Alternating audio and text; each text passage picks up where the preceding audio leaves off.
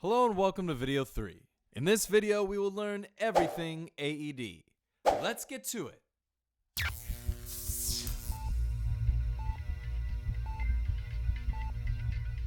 AED stands for Automated External Defibrillator, and they are very easy to use, and to show us how, here is the AED Welcome.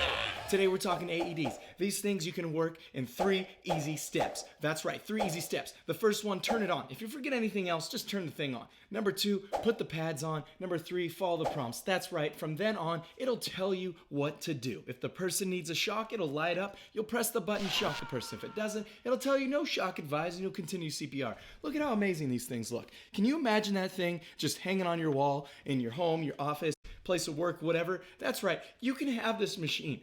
Okay, enough with the sales pitch. Let's take a look at the steps. Step 1. Turn it on. Turn it on. Step 2. Put it out, put it out, put it out. Follow the prompts. Don't just push it out. And your phone shouts advice. Say clear. Press the shock button.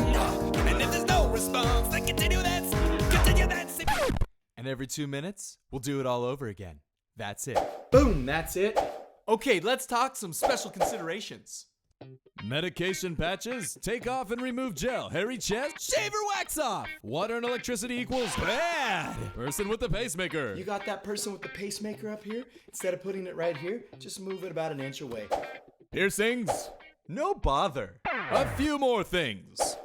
Adult pads okay to use on everyone. Child pads use on 8 years or younger. Infant pads are key, use only on infants. 2 or more people. If 2 or more people work together. Stand clear. Oh. Button to deliver Press shock. the button. And keep going until those 6 reasons happens from the previous video. And that's how you get it done.